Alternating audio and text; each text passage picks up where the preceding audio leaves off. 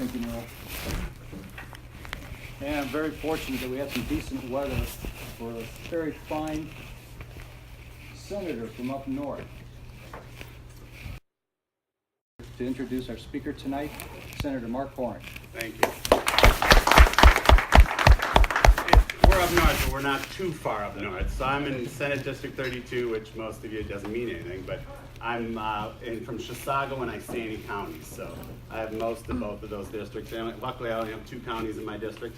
I'm honored, one, that you'd ask, and again, I think it's great that you're here and I have this opportunity for you. But I'm a freshman, a senator elected in 2016. I had the honor in 2016 of being the candidate where everybody was working against me. So I unseated a 3-term Republican incumbent in our district. So when it's the right thing to do, it's the right thing to do. But you learn very quickly that the incumbents are supported, even the bad ones. But if I had to do it again, I would try to replicate that environment, because once we entered the race, we had to run full steam. We had to fight everybody, and we had battled all the way. I wish we could emulate that environment for every candidate, so you don't have a ramp-up period and you're rolling into this election cycle. We had to fight every way, and we had to fight everybody. It makes you a much better candidate and a much better team all throughout the process, and it's vital to have a great team. So I'm honored, and so what I want to do is just spend a couple minutes and talk about how important this election is. Much like we saw at the national level in 2016, and we're thank God we have President Donald Trump and the opportunity somebody preserve the Constitution and preserve the country, the foundation to this great country. But I think it's equally as important in Minnesota. I'm about transparency and accountability. I didn't plan to be in this office, like I'm sure when John ran the first time. You never planned to be here. But many of your locals, you're typically an advocate, you're a voice within the community, or more likely to speak up. Thus, you're kind of anointed that they would like to be represented, or everybody would like you to represent them. But in this environment today, much like it was at the federal level, what we've seen in not just what we do statutorily and the laws that we write, but the other side of the opposition, and I think it was great that the prayer mentioned Satan. We could just list the DFL.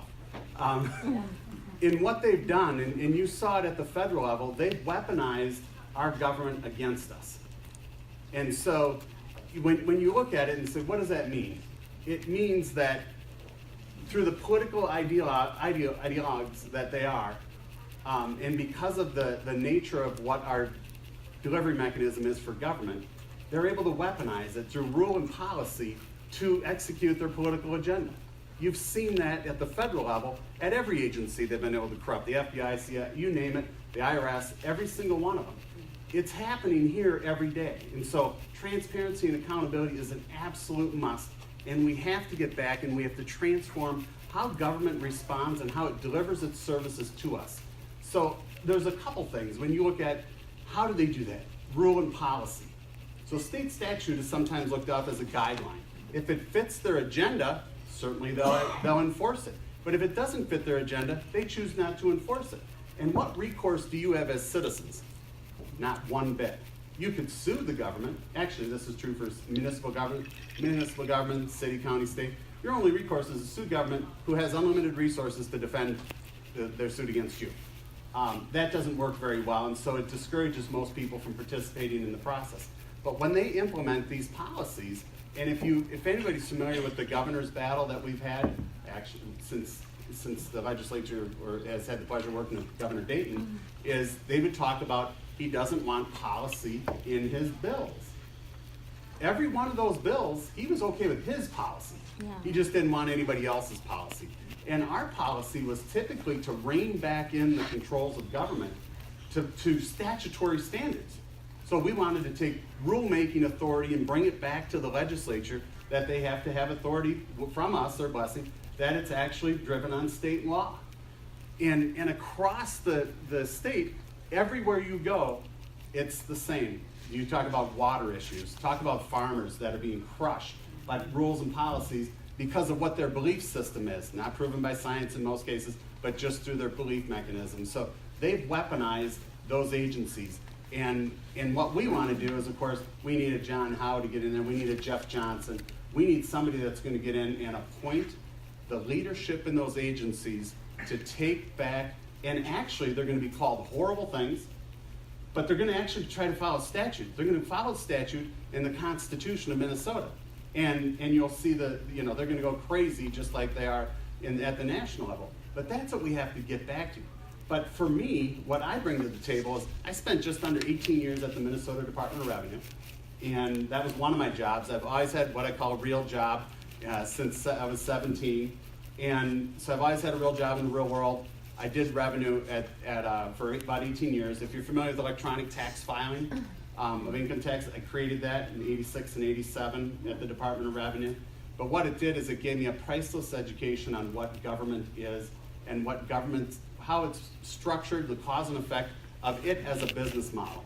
And I say it's broken because at no level is there any accountability built in for failure, at any level.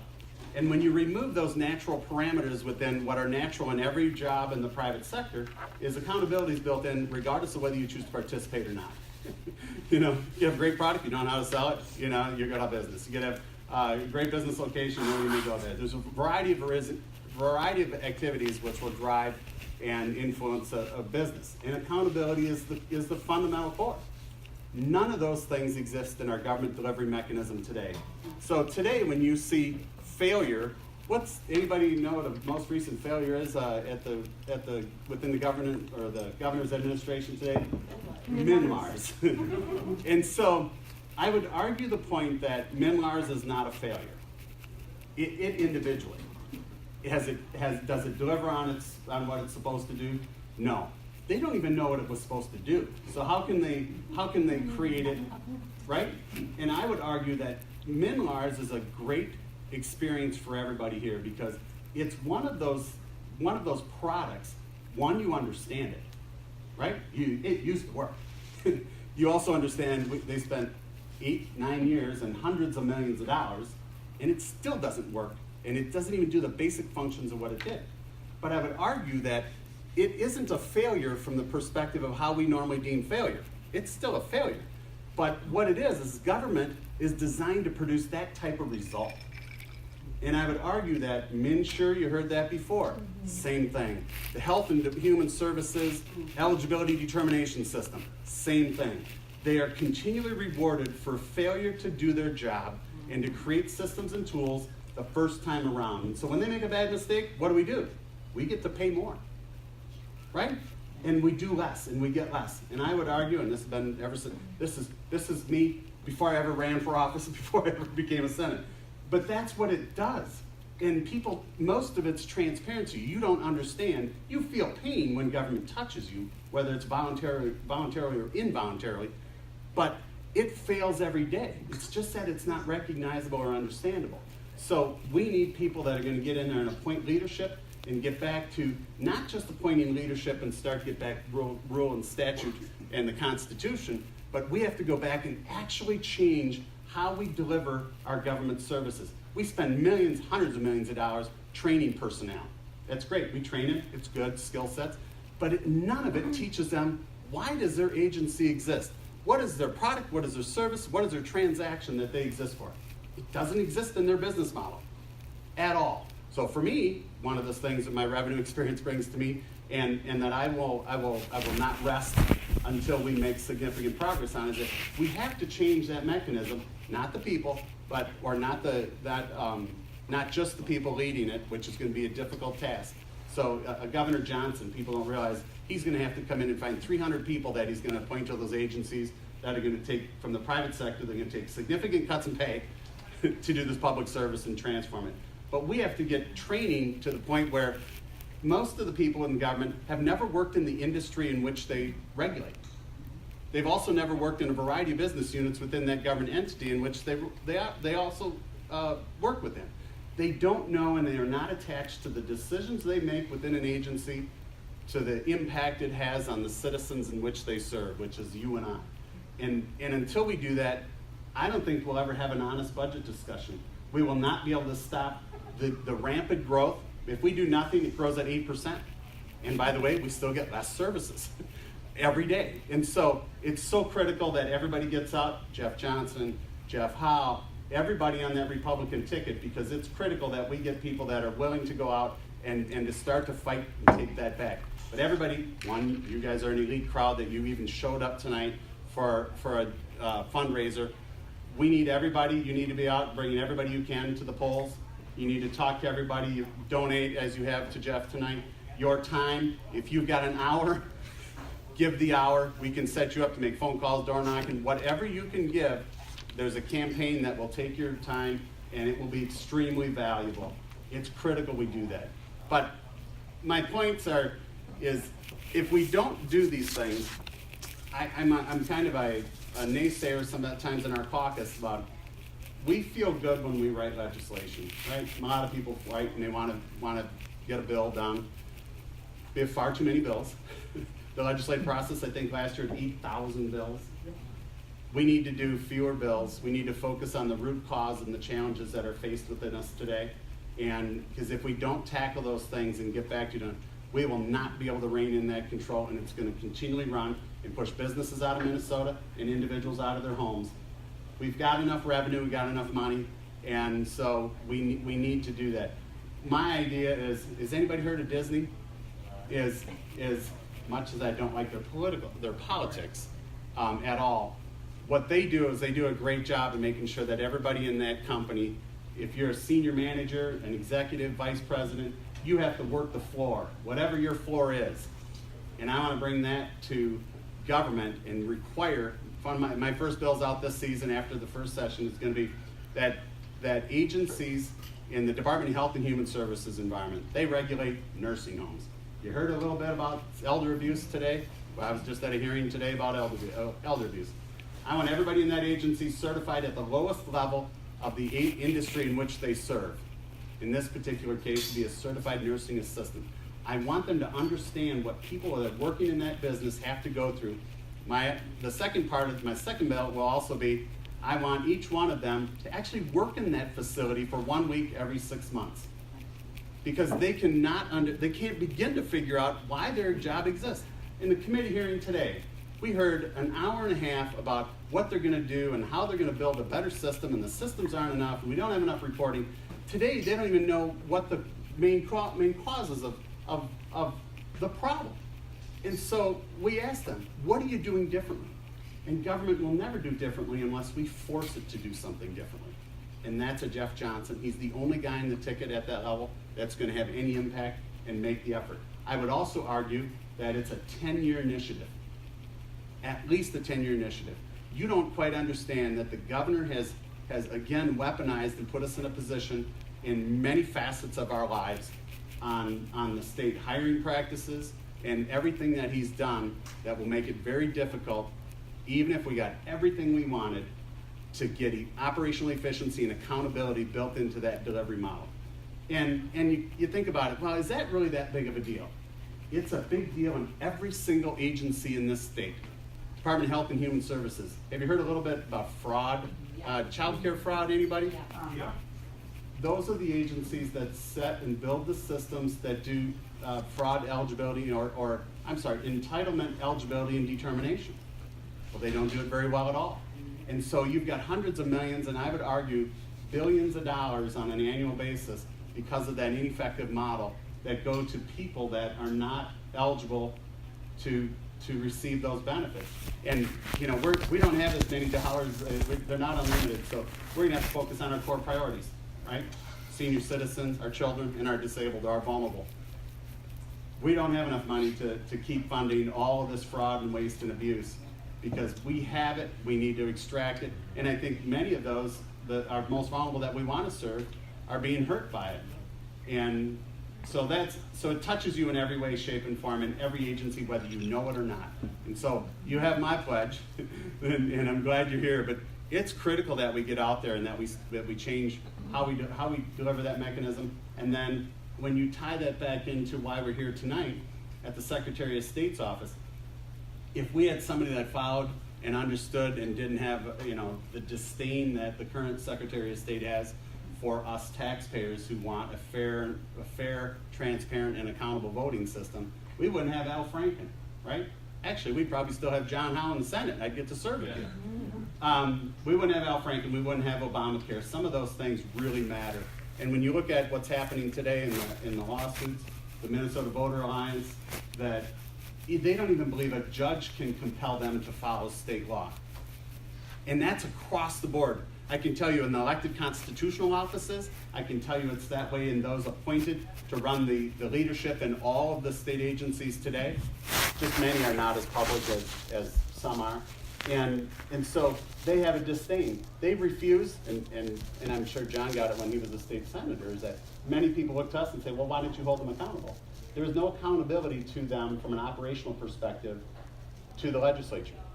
In fact, we ask for public information, and they refuse to provide it to us on a routine basis because they're enabled and emboldened by the governor, the executive office, who manages and who could be the only person to hold every one of them accountable.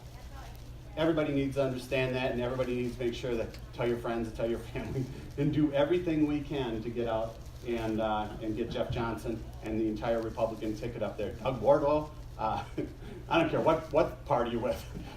Doug Wardlow is our guy, and it's really sad. Only in Minnesota could a Keith Ellison be on a ticket and even register in the polls, and they've got him leading. Not that I believe he's leading, but the polls today are designed, they're weaponized against us again to make sure you feel bad and you stay home. You know, we've got to take that and just don't believe any of the polls, any of them at all. Show up.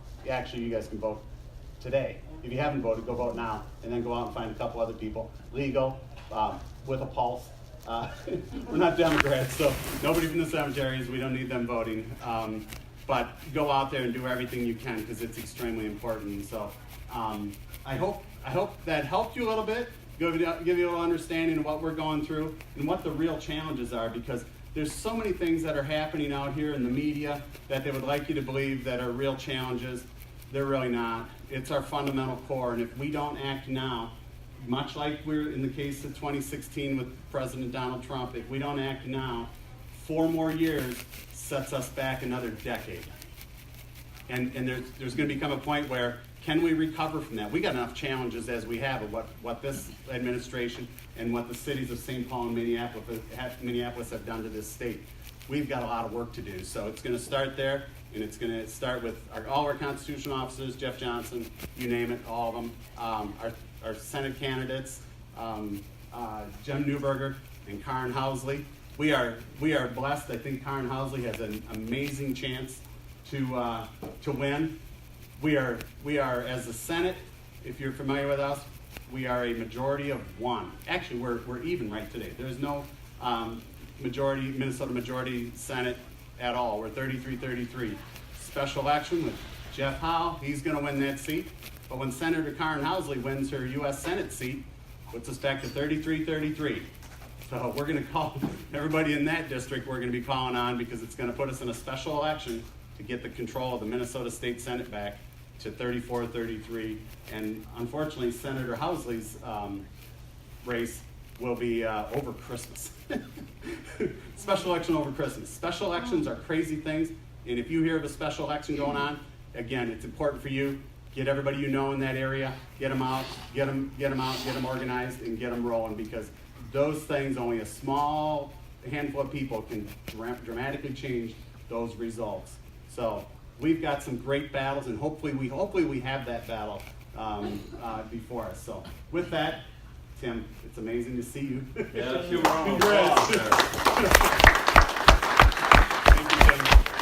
that, I will leave you. I appreciate the opportunity to come down and share kind of what some of us as a freshman, my perspective and my view on what we need to do. I know John, I got to know John over the last year, and so I know John's going to do a great job, and I'd like to introduce our next Secretary of State, John Howe. Senators, maybe stick around a little bit. I'll be Questions around afterwards, so we'll both entertain questions. But thank you very much. First off, I just want to introduce our team here. Tim Druzma, who's back from checking the underneath of a trailer. Give him another round of applause. making fantastic improvement every day. And you want to say a couple words there? That's all right. If I had a few words, you'd change them. Awesome. Thank you. I know a lot of people in this room have been in touch with me, and the outpouring of support and prayers, it's been wonderful. Thank you, everybody, and just a little bump in the road on to November. Yeah, we're gonna use a sympathy vote. I'm gonna say if you don't like me, at least vote for me, because you got to give Tim a win, you know. So and then sitting next to Tim is Rebecca. Rebecca's our new communications director, so give her a round of applause. So you can kind of see an increase in the Twitter account and the Facebook account and a new web presence. Shelly's shaking her head. Yep. Looks good. It looks good. So we're going in the right direction there. And Rebecca's former producer at a major network and has a lot of contacts, and they were able to get me on air a lot. So, we've had a live segment down in Rochester. I don't know how many people saw that. So we had the live 2 segments right there. So it was really, really good. And we're going to start we've got the Minnesota Voters Alliance that's working really hard, and we've got a current Secretary of State that I won't mention by name, but I will mention the current Secretary of State, who is he's defying a court order right now to release the ineligible voter data. So he says if you're a eligible, legitimate voter, he'll release all your data. He'll give you that data out. But if you are a challenged, ineligible, potentially legal voter, he will not release that. And not only worse than that, he says he has the discretion on who to give it to. So he can choose to give it to his friends, but not to his opponents. So it even goes a step further than just saying, well, it's not public data. His attorney, the Attorney General that represents him, said he has the discretion. He possesses that discretion. Can you imagine that?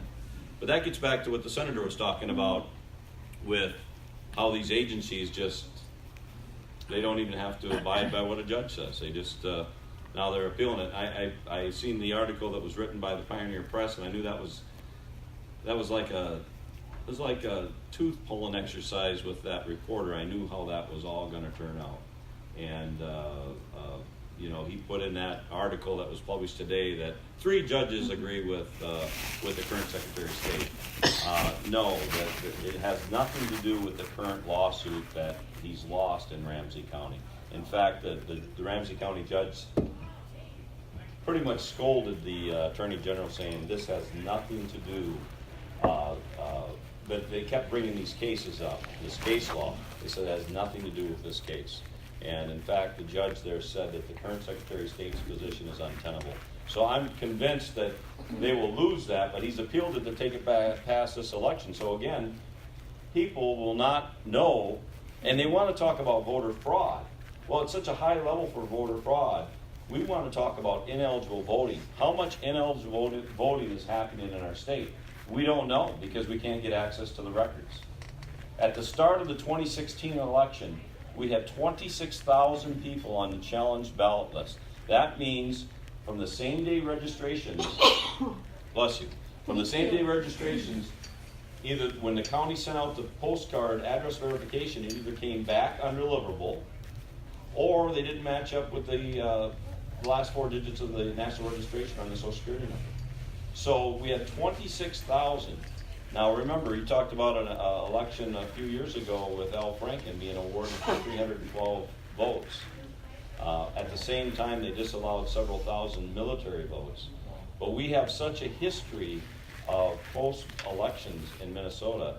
We need to have access to that data. Now, one other thing that we're going to bring up with the current Secretary of State, and most people don't know how the new presidential primary is going to work, but I'm going to share with you how that's going to work. In the new presidential primary, you're going to have to attest to support either the Republican candidate or the Democratic candidate. And you're going to have to tell the election judge either you're voting Republican or Democrat. And you're either going to get a Republican ballot or a Democratic ballot. And that information, not who you voted for, But what party you voted for is now going to be public information. So can you imagine if you're a conservative that works at Google, and now the CEO can find out that you voted Republican? So I don't think most people understand how that's going to affect and what that's going to do, because I think most people believe that it should be a secret ballot. How you vote should be between you and your God, and no one else's business. You know, we can tell if somebody voted in the primary or voted in the general election. We have access to that information, but not who you voted for or which party you voted for. And so I think most people are going to be upset when they hear about that. The other thing with that, and that's, you know, the Democratic Party is always accusing the Republican Party of voter suppression. Well, let's talk about some actual voter suppression. And that is, under the new rules, unless you're 18 by March 3rd, you don't get to vote in the presidential primary.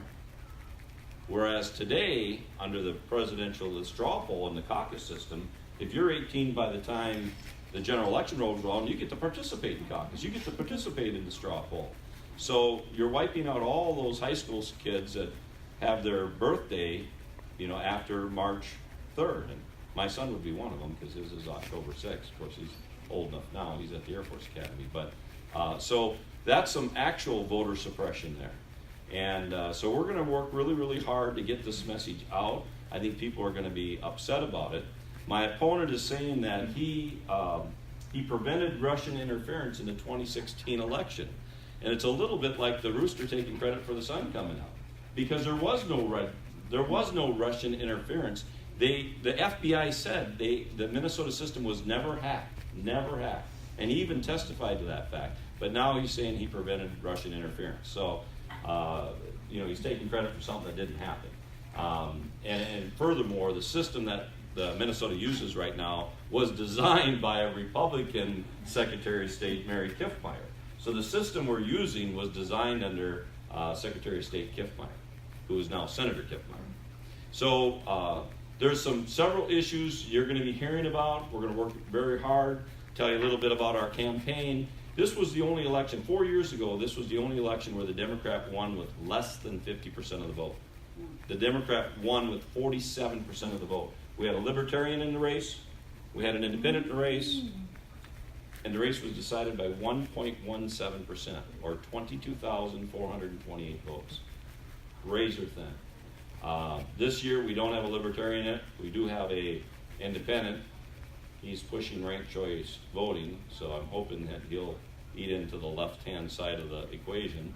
So we have a real good opportunity, but it is about getting our message out. We just signed a deal with billboards. We're going to have 20, this is some of Tim's great marketing there. We have 20 electronic billboards in the metropolitan area that we're going to start on October 8th and run through election. And then we've got a statewide media campaign, and we're able to afford both the billboards and the statewide radio. Now we're raising money for our direct media campaign. So we have to raise a fair amount of money to be able to do our direct marketing. So that's what we're working on right now. And but we're positioned very well. I see my opponent has just come out with kind of like an internet ad or an online ad, but I haven't seen him hardly anywhere. I've been to many parades, and I've never ran into him at a parade. I've seen one of his signs as we're out traveling, but I just haven't seen him out anywhere. But he does have some money. I know he has about $250,000 in the bank, so I'm sure there will be something coming soon. But with that, why don't you come back up, Senator? We'll entertain any questions that you have for either one of us. Go ahead, Andrew. Senator Howe, Senator Koran, I got two comments from both of your presentations, which I enjoyed. On your comment with the Secretary of State doing something else, kind of read me back in the days in Wabash County and our infamous criminal justice center. There's contradiction within our state statutes, because I was told after a particular individual, I had him dead to right on 5 state statute violations. Statutory attorneys come back, well, how about these, which contradict? And that's a problem with our state government. We've got so many statutes, and almost every one has a contradiction. And I asked these three state statute attorneys, what's the deciding factor? And they were silent for about 3 minutes, and they said it's based on predominance of evidence, how much written testimony. I said, boy, that's a cruddy way to make a decision. So one of the things you two need to look at is when you're gonna clean out fraud and waste, let's clean up our state statutes and get rid of the contradictions. And the unnecessary. So what we haven't started, and we should, is if you follow what Wisconsin has done, they've done a really good job. And part of their priority was, as a party, is statutory review from beginning to end. Yep. You know, in 1974, we had 4 volumes of statutes. Yep. 2016, 17. And by the way, they reduced the font significantly as well. So we don't need more laws. Yeah. We need to retract and eliminate those that are ineffective and useless, but we don't need more laws. The other comment was based on your, Senator Glenn. When I was a 2-term city council member, and I got heavily involved with Senator Howe knows I probably was in his office. I mean, his LA even said, am I a registered lobbyist, because I was in there so much. One of the things, we talk about taxes, we talk about tax reduction, tax reform, and all this type of stuff, and there's one component, and I learned this when I got heavily involved with the American Legion, and I started looking at our budget makeup, and this is probably typical in all federally chartered veterans organizations. Over 50% of our budget are taxes and insurance. Not one member of both parties ever addresses insurance. Taxes go up, insurance go up. Taxes go down, insurance goes up. And I think we need, instead, and in addition to tax reform, we need insurance reform, because when a nonprofit, this is just 50% of the budget, not even operating, it's just taxes and insurance is 50%. Then you add in operating costs, which is about 30%, and you got 20% to go back into the community. That's not a hell of a lot of money. I serve on Commerce, and so insurance regulatory falls in, Department of Commerce falls into that as well. And So can we have some? we got some very good, when you look at Senator Daines is an insurance guy by career, his entire life. But when you look at the agency, Commerce, and you go talk to the agencies or go talk to the insurance companies and what drives their cost, the regulatory component, not so much statute again, but the policy side of it. Do you know most of the insurance agencies, they have to have an annual review. And so the commissioner, it was Mike Rothman at the time, came in and they do an annual review with us and give an update of what they do. And he was bragging that he collected $20 million. He made $20 million. State agencies don't make anything, right? It's collection of taxation, whether you call it a fee or a tax assessment. But in their agency, what they do is they're required to go in and do an operational review. They won't give you a beginning and or an end to that operational review, but you will pay them as independent, you will pay the state as an independent consultant to work within your agency. And some never leave. And so they're doing an operational review. And again, we're talking about a couple $100 an hour, and it's mandatory. And they've never finished the job. Well, how do you know when you're complete? What are you reviewing?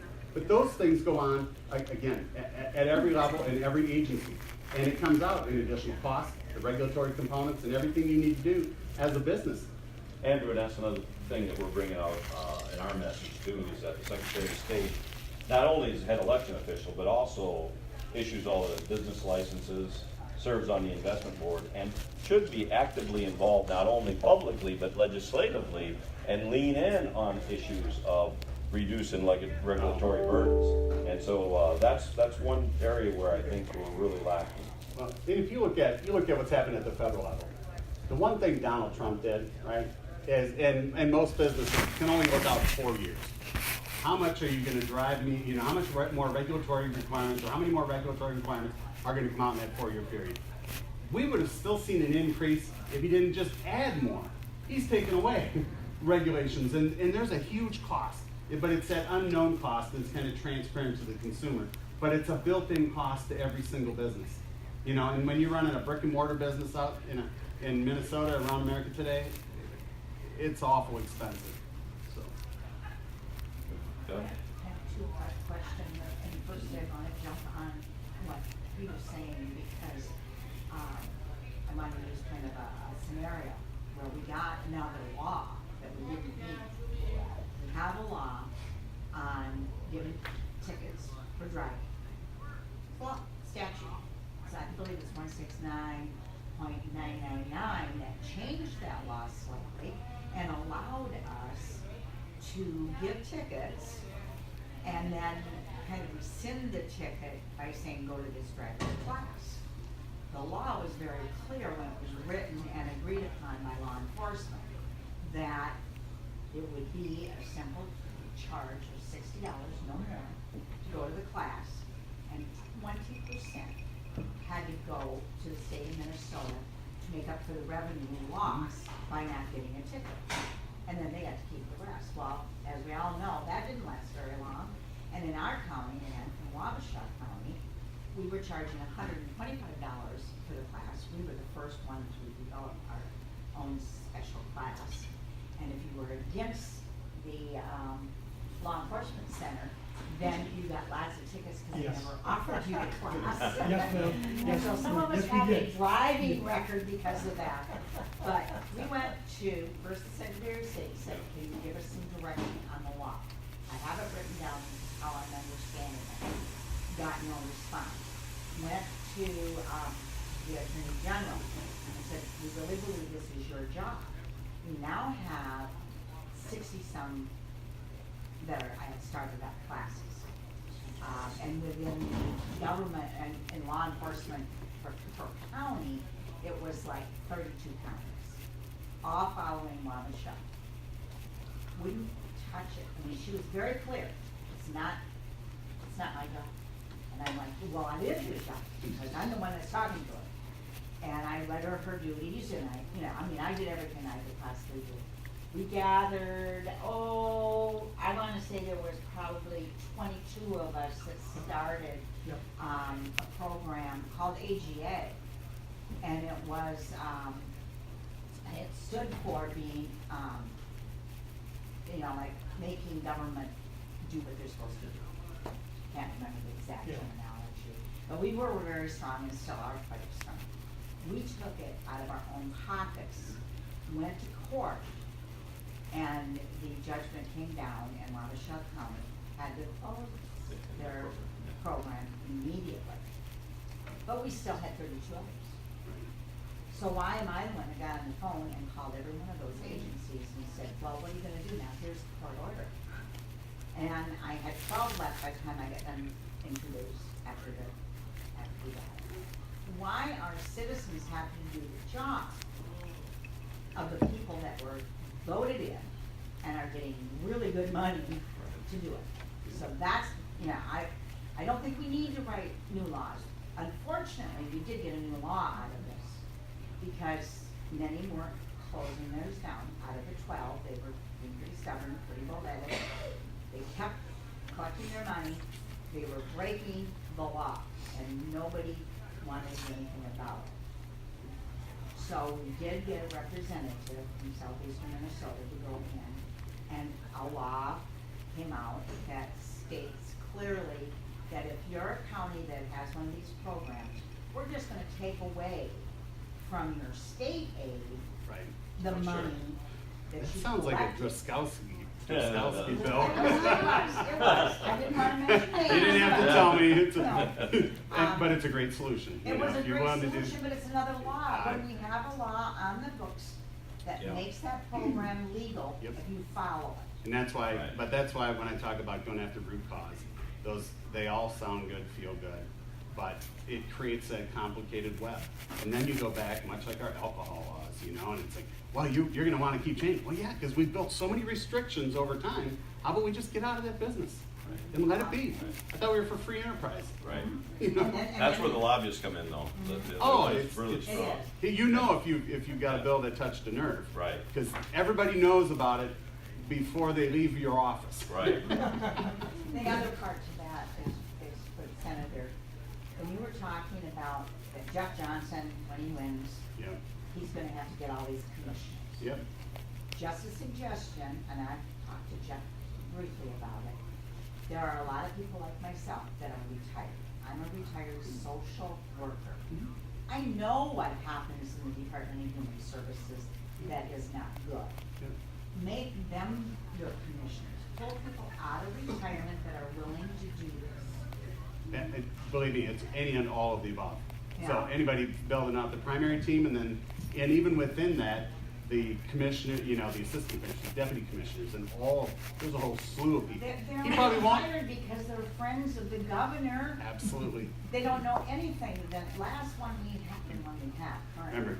she absolutely knows nothing. I spent just under 18 years at the Department of Revenue, and so when you look at it, what's transformed over the last 20 years is most of the agencies did operate under the statutory authority, right? And they had a commissioner, and many of them were there.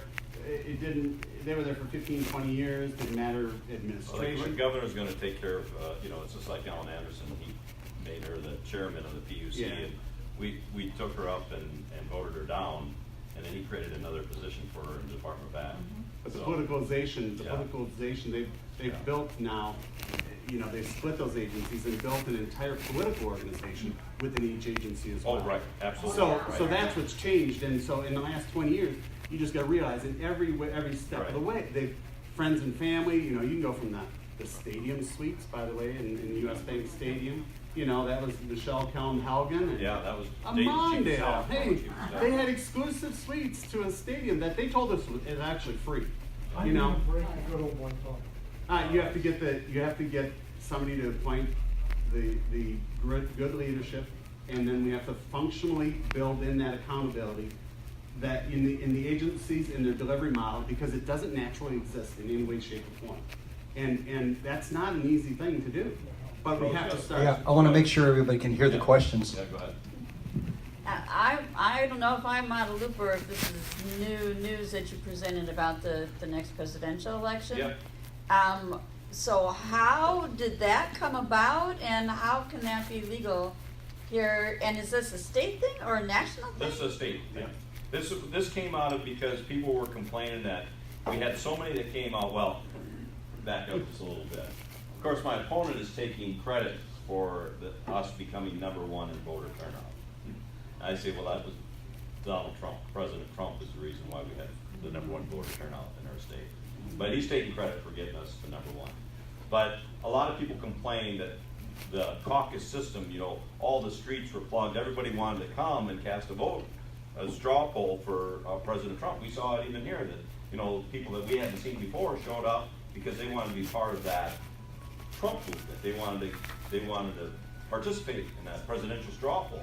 And so because of that overcrowding situation, they went to the legislative body and created a presidential primary. And so this information isn't out there to the public. It's in law. It's been signed by the governor. And the current Secretary of State hasn't said a word about it. So he didn't oppose it. Seems like he agrees with it. And so I'm going to push the issue quite hard because I don't think anybody's going to want to have whether you vote. Well, there's a whole host of things. First off, it's going to, I believe, that he's going to say, well, he already did in the article, he's going to say, it's going to increase so much more participation in our primary. Yeah, well, maybe so from the presidential straw poll for the people that turned out. He said there's going to be so many people, but they don't realize that their choice is going to be public data. And the problem with that is there's a lot of people that you run into I don't tell anybody here, but I'm this or I'm that. I don't want anybody here to, at work I'd be ostracized if they knew what I really was here, And so people aren't going to want to know that. But the other thing that's going to happen is, how many people get calls in here for donations? Quite a few. What do you think the party's going to do when they found out you voted Democrat or you voted Republican? who's gonna be dialing for dollars? You're gonna have to have you're probably not even gonna wanna answer the telephone. Many people are that way right now with all the robocalls that you get. So it's just gonna add to that fuel. So it's absolutely wrong. Well, I don't understand their purpose for doing it and how something like that could be made legal, made law. I mean, it's supposed to be A secret ballot. anonymous. Yeah, a secret ballot. And it's not. It's not going to be. I can assure you, it's Can in you statute. change that? Can that be repealed? We can. Oh, absolutely, it can be repealed. So Absolutely. we get John in and he could go Yeah. through the process and get it repealed. But what's the why? What's the why? The why of why they want you to attest whether you're gonna vote Republican or Democrat, you're gonna take an oath, and the judge is gonna give you that ballot, is they're afraid that, if they didn't require you to do that, is that if there was a weaker candidate on the other opponent's side, that you're gonna vote for the weaker candidate, that you're gonna create, havoc. You're really not voting for this person, you don't intend to vote for this person in the general election, you're just voting for this person in the primary to screw up the other side and get the weakest candidate for your candidate that's gonna be on the board. Well, there's nothing in that oath that's gonna hold you to what you can do at the general election anyhow. There's no one that's gonna be able to come back, because the general election, your selection is gonna be primary, but not at the primary. And so that's the idea behind it, but I think it's just shattering the bedrock of a secret ballot here in Minnesota. It shouldn't be that way. And of course, the people who say, well, yeah, it should be that way, is you're identified at caucus. Well, not the government doesn't identify me at caucus. Caucus is a private entity running it. Right. Go ahead.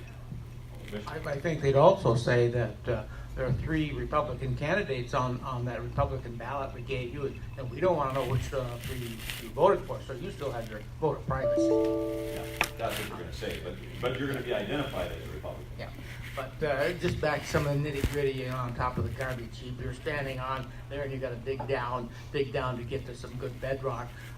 You're on commerce and the insurance. Insurance companies from time to time has been anywhere from 8%, 10%. I think it's varied over the years how much they are allowed to spend to administrate their insurance business. Right. Okay, well that's their side of it.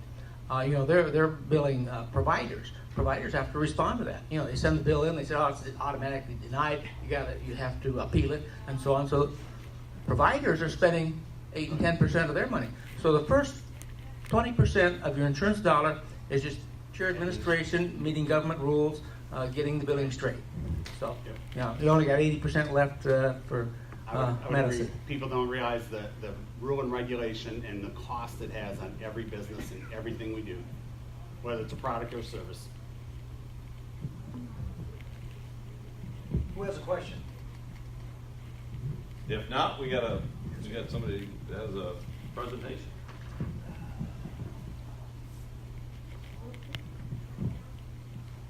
How many people have seen this guy before?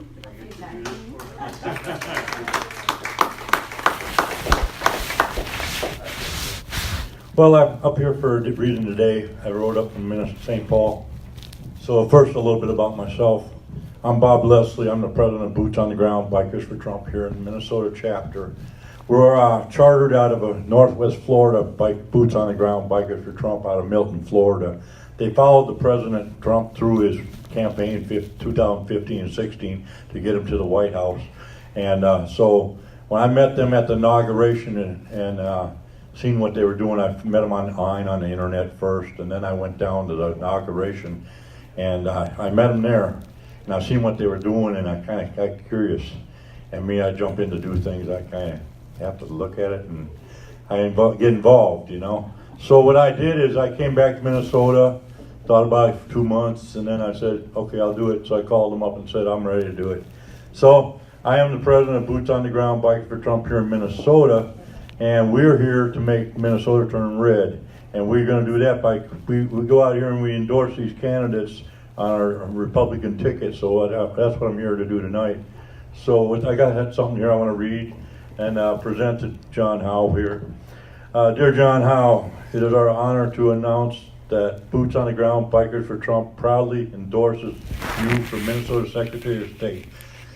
As mayor of Red Wing, you had a reputation for saving taxpayer dollars by reducing government spending.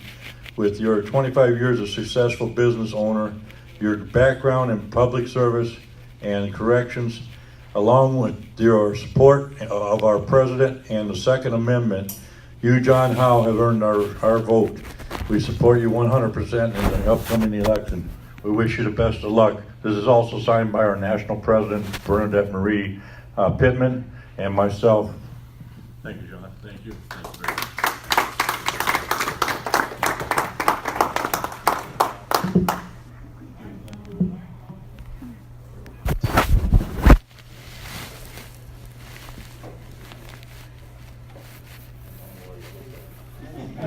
Okay, you just split apart just a tad. We need that sign behind it. Bob, I need the sign behind it. There you go. How's that? You got it. Thank you. Well, yeah, all right. Thanks. Thanks.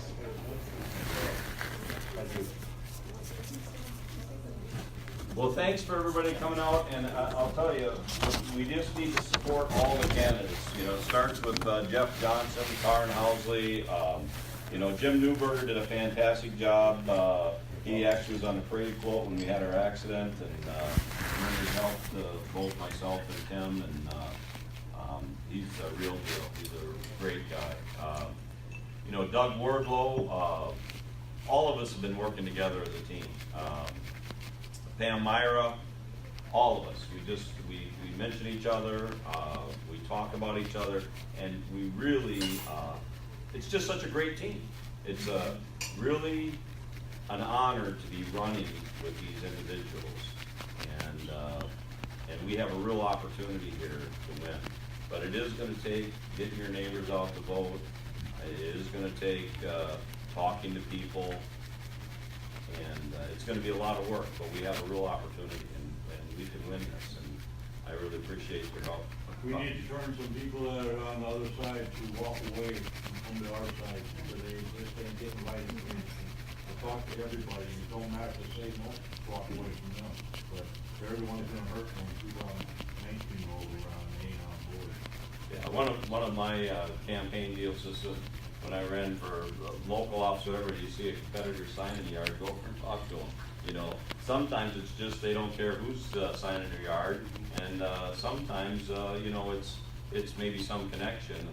I always would say if somebody wouldn't want my sign in their yard, I'd say, I'm all about fair play. I said, I tell you what, why don't you leave his sign in the yard and just vote for me? Then we'll call it even. So, but thanks again for being here tonight. I really appreciate it, and sharing our information. Yeah. I'm very proud of you because you're the only person that I've known that fell off a wagon and you weren't even drinking.